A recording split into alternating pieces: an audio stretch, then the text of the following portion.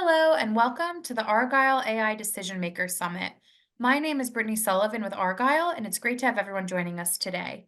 I have some important information to share with you, and then I will turn the floor over to our esteemed opening keynote speaker. First, we would like to take a moment to thank today's sponsors, KX and Astronomer. Our sponsors are committed to providing you with valuable content and a great overall experience. At any time during today's event, you can visit the virtual booths from the main agenda page, which include complimentary materials, information, and meet and greet opportunities. We also welcome you to stay socially connected during today's event. For those of you who are active tweeters, please use the hashtag ArgyleDigital and follow us on Twitter at ArgyleExecForum. Also be sure to follow Argyle on LinkedIn for special announcements. Finally, and most importantly, we would love to hear from you. So during each session, we encourage you to submit your questions and comments in the Q&A box on your screen. Following each presentation, we have set aside time for speakers to weigh in on your questions. Thank you again for joining us. Now let's get started. Without further ado, I would like to introduce Dan Johnson, Director of Content Accounting at Roku. We're excited to have Dan with us for his opening keynote titled Generative AI for Finance. Welcome, Dan, and over to you. Hi, everybody. I'm so excited to be here today and discuss with you generative AI in the realm of finance and accounting. It's very timely to have this conversation, so I'm very excited to be here. Take a look at this slide that I have at the front. What's interesting about this slide is something that couldn't have been done even 6 to 12 months ago. Obviously, an AI drew the image that you see, but not only did it draw the image that you see, it came up with the concept of the image you see. So I told the AI that I had a very important presentation to give on generative AI in finance. What would be a great image to start the conversation?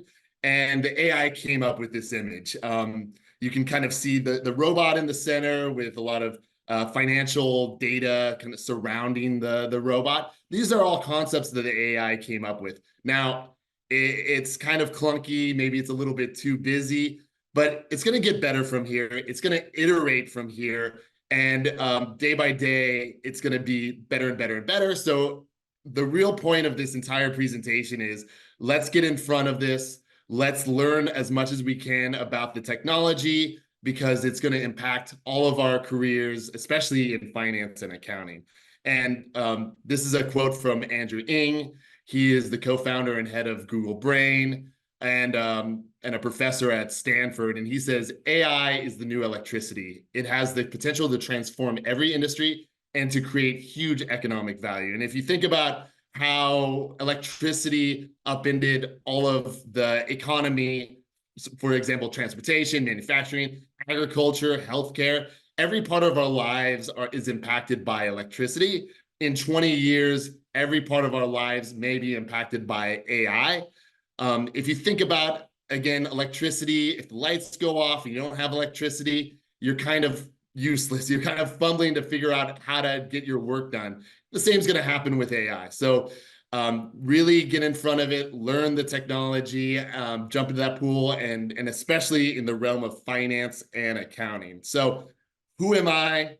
I'm Dan Johnson. And most of my career has been in the realm of accounting and finance for entertainment and technology companies. And I've really had a focus on creating high impact accounting functions with an emphasis on automation. And from my early days at Disney, really thinking about early RPAs and those automations at Disney and 20th Century Fox.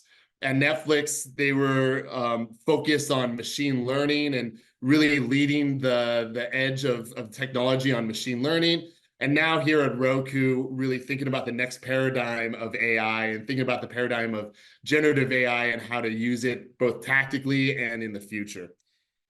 And I'm a little bit of an AI evangelist. It can get a little bit fatty, but I don't think that this current iteration is a fad. I encourage everyone to start playing around with the systems, learning as much as you can about the systems. There will be, and I put down here the Gartner hype cycle. Every technology follows some version of this hype cycle. right now, I kind of believe we're in the peak of inflated expectations. Everything that you think AI can do, it probably isn't going to be as great as we think it will be. Just right now, I think there's a lot of inflated expectations. There'll always be a trough of disillusionment, and you can kind of feel that right now with people kind of thinking about generative AI and saying, hey, is this just another version of a chatbot? Is this any better than, say, a Google search or anything like that?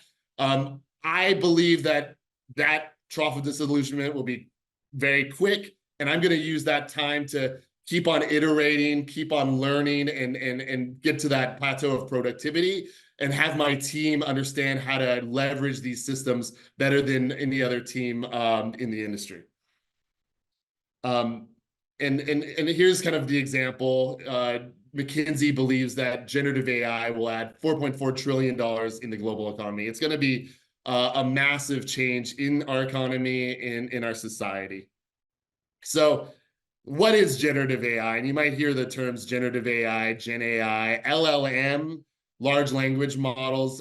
Basically, it's taking the entire corpus of the internet, all the data, and using machine learning algorithms in order to express all of that information into new and novel concepts. And so most of those concepts are in a written language, large language model, either in the written language, in images, or even in sound. So think about, you could write a sonnet in Shakespeare's language. You can make music that sounds like Drake. You can make art that looks like Monet. So it's kind of compressing that data and using natural language to express itself. So it's new.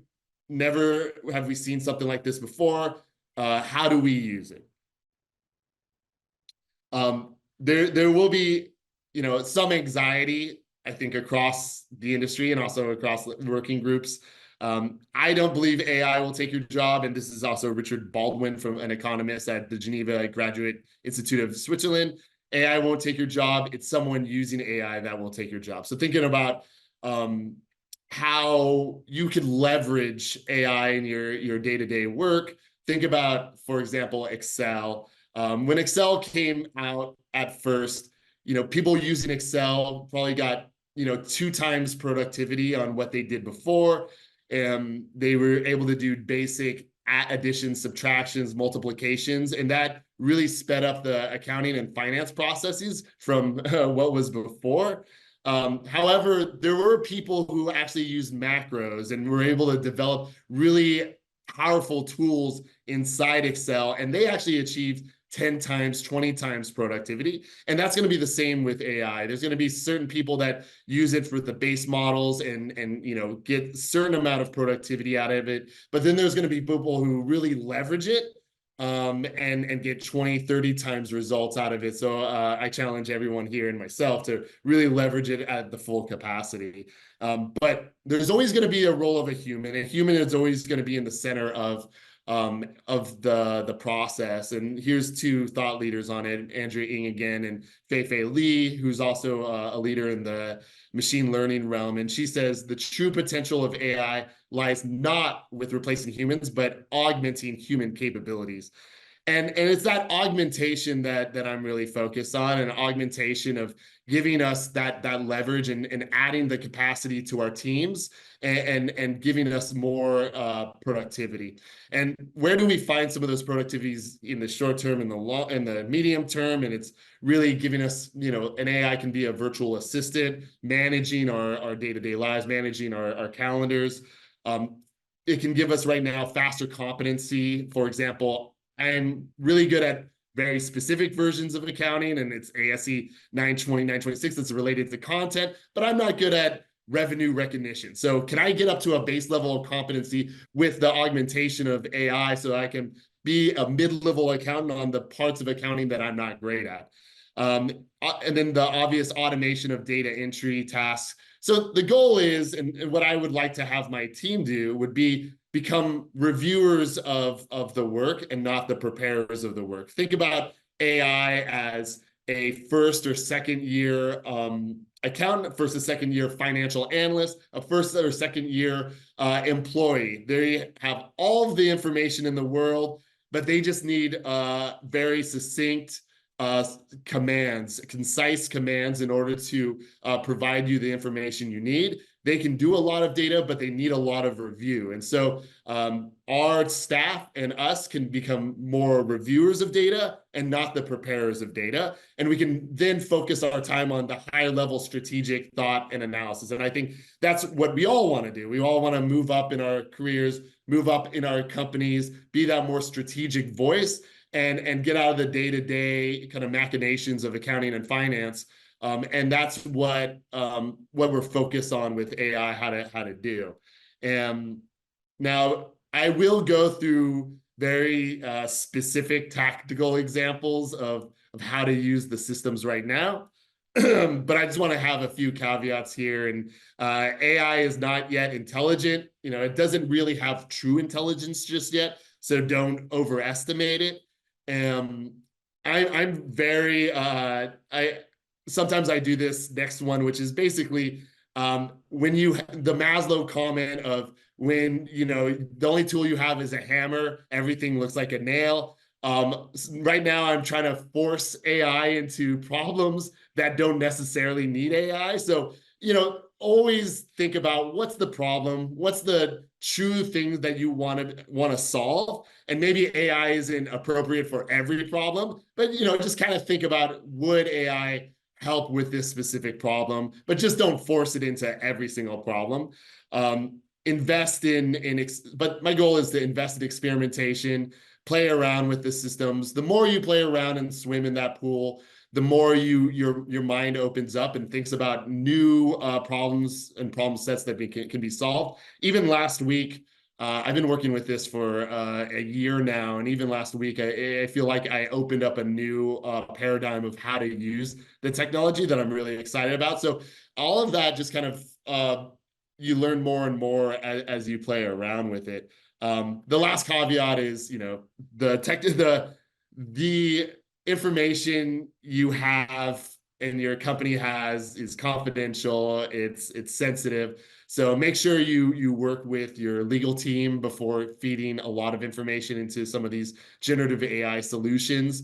I myself believe that you can trust enterprise solutions, and by enterprise solutions, companies that have set up cloud-based offerings that are supportive of confidentiality of the systems. But some of the open systems maybe that you don't pay for, I would just be very guarded with your sensitive data, but always check in with your legal team first. And then just be aware, hallucinations are real, and that's why you definitely need, and by hallucinations, I mean the programs do make mistakes. They do give out wrong information sometimes, and that's why you do need a human in the middle of the equation to review and to understand and have kind of their insights to augment with the AI.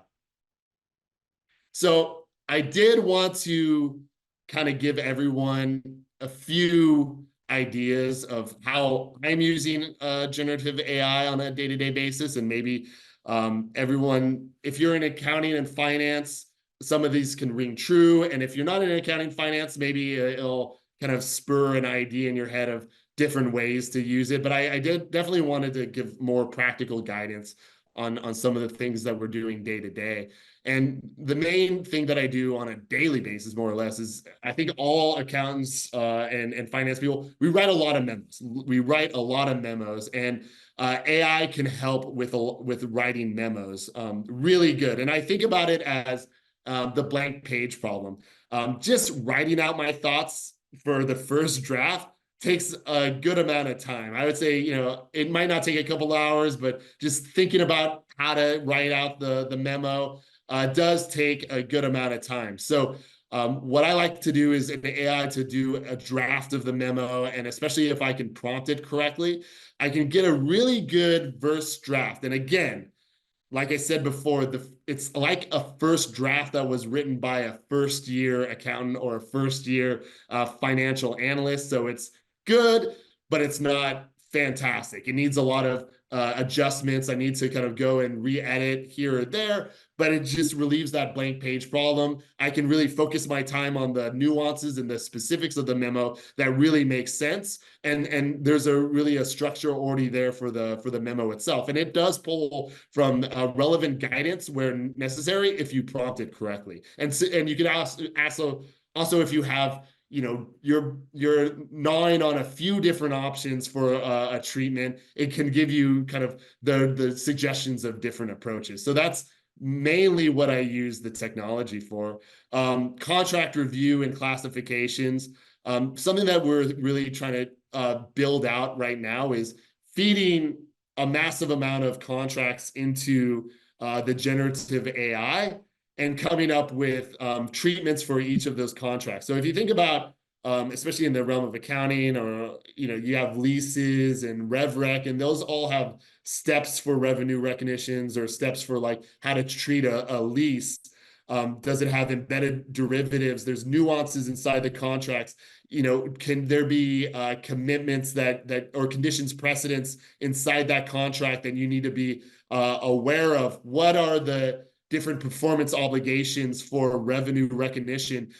An AI can go in, look at all of the contracts, pull out all of the relevant details of those contracts, and those contracts can be in natural language or in the form of a PDF, and give you some guidance and even automate parts of the revenue recognition process. And so that will streamline so much of accounting. I think all accountants and all FP&A teams spend a huge amount of time reviewing, reading contracts, interpreting contracts, and just having a base level of guidance right from the start, and then digging into the parts of the contract that are really relevant will free us from reading through the entire contract. Variance analysis is something else that I think we all do from a FP&A and accounting standpoint on a monthly or quarterly basis. Think about if you feed in the AI all of the data that you need in order to create variance analysis. That would be balance sheet, maybe it's account versus account quarter versus quarter, the P&L variances versus forecast. If you feed it into all that relevant data, it can spit out a pretty good variance explanation. And again, blank page problem. Just get the ideas out there. What are the main drivers? And then you can adjust the nuances of that calculation. And the goal is to learn how to prompt the system to get more and more accurate information every time that you use it. AP and AR automations. Now through natural language, you actually can program RPAs much easier. So by RPA, I mean robotic process automations. Before, you might need a engineer to do some sort of automation of, hey, an email went out, that kicks off a process.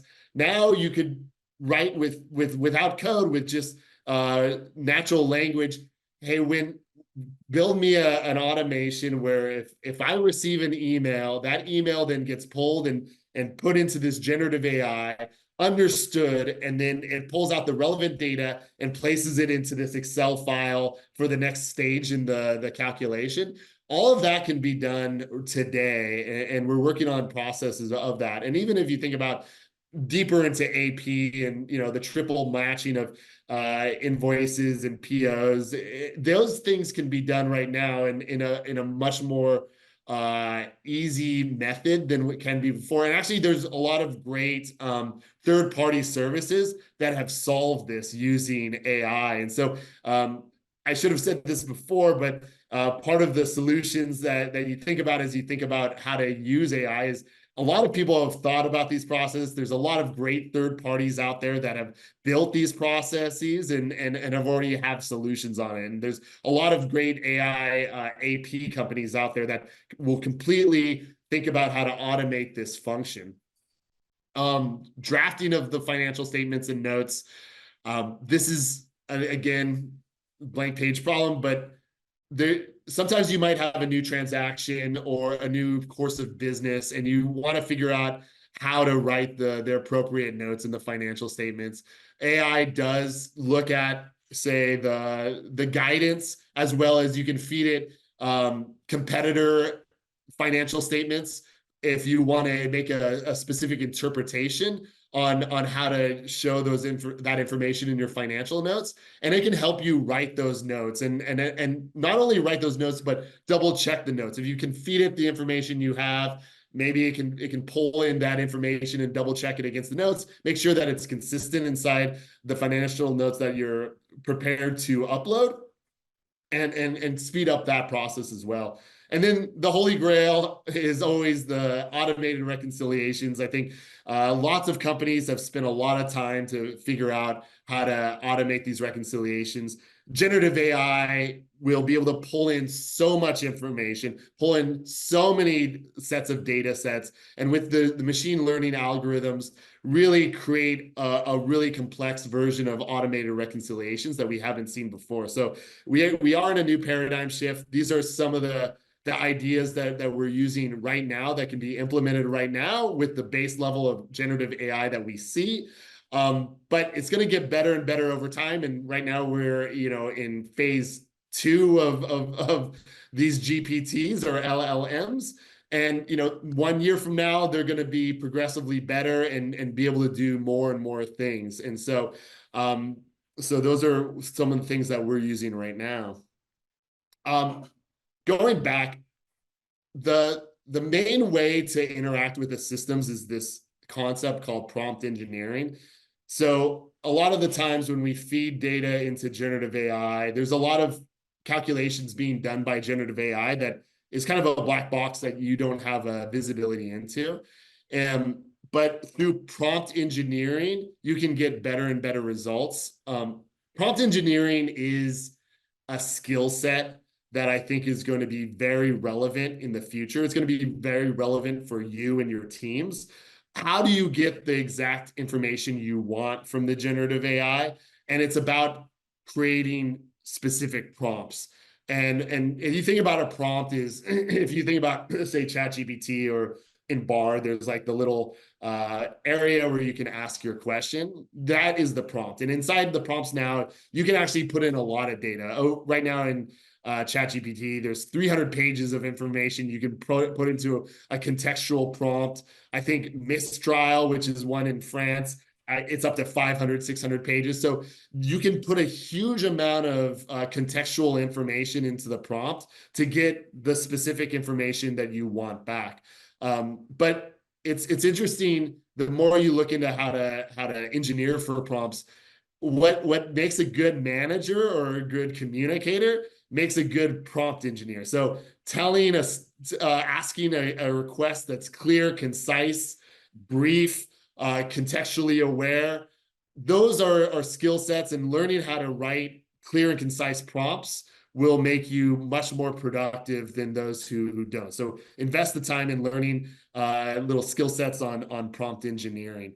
Again, the programming language of the future is English. Now with generative AI, the technology is democratized. Data is democratized. We all have great concepts of how to automate our processes, how to build new novel approaches to accounting, but there's always been a constraint on the engineering side. We only have so many engineers who are able to help us develop the processes that we want to develop. Now, us as accountants and finance leads, we have the ability to do a certain amount of engineering on our own, because now you can do coding in, say, Python or R or in C++. We can do that with the help of natural language. So you don't need to be a coder. You can just ask generative AI, build me this application, help me build it, and then iterate from there, have it viewed by the engineers and double checked, but it gives you the capacity to own your own data. It gives more capacity to the engineers to focus on many more projects at the same time. And there's going to be no lack of innovation and ideas that you might have as you learn the systems. Again, this is so early. We're so early in the course. It's not going to be overnight. Companies technology changes quickly, but organizations change much more slowly. When I first started in accounting after I graduated college, everyone thought the cloud was going to be here and everything would be online. All of our work papers would be online. It was about another 15 to 20 years until that actually happened. I really wasn't in a company that was fully cloud-based and on the and online systems until 2018. So there's about an 18-year gap when the technology was possible until it was being fully utilized by different companies. So I think the same thing will be with AI. There'll be people who are pushing the boundaries, but companies and organizations, by definition, change slowly. So we have time to learn this, to build upon the capacity and build out our systems. I want to just kind of skip ahead. Thanks everyone for the conversation. I implore everyone to jump in the pool, and by that I mean you could read a book on how to swim, but you can't really learn how to swim until you jump in that pool. It's the same thing with AI. I put this graphic here to try to show that idea of jumping in a pool, but it's also indicative of what AI is today. It has an ability to build a lot of great concepts, but it's still not great. You can see the person has 3 legs. It doesn't know how to spell just yet. So there's a lot of room to grow. And thank you so much. I'll turn it back to Brittany for Q&A. Awesome. Thank you so much, Dan, for such an insightful presentation.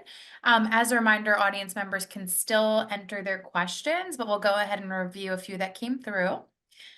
This first question asks, can AI be used to create new approaches or prompts for a human to flesh out and follow up on? Yeah, absolutely. So some of the ways that you can use it or that I've used it in the past too is, give me, I have a specific, and this will be in the realm of accounting, but I have a specific accounting treatment that I'm trying to work on.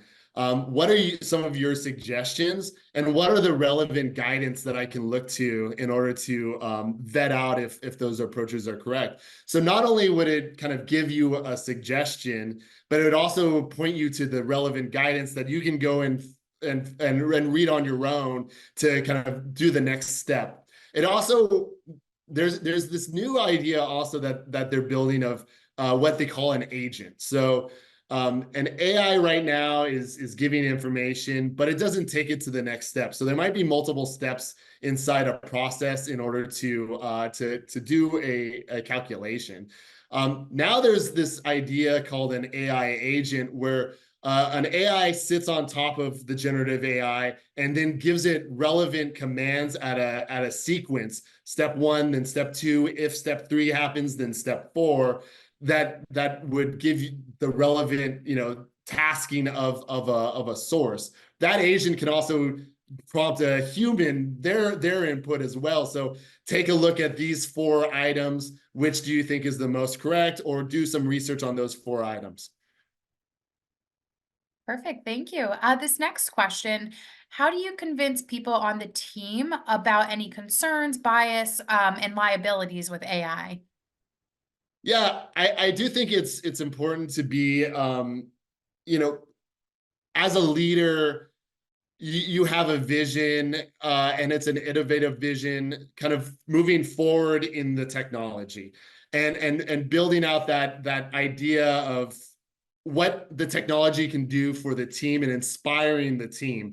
Again, the idea is that it augments their day-to-day lives and takes them out of the day-to-day work that can be automated so that they can raise their level and do the things that only humans can do. And humans have the capacity to be much more creative, to think about tasks, to have a story tell about the task and be much more strategic. So it pulls your team out of that day-to-day and moves them up the ladder of strategic thinking. Now, it's kind of, to me, like learning any other task or any other skill for my team.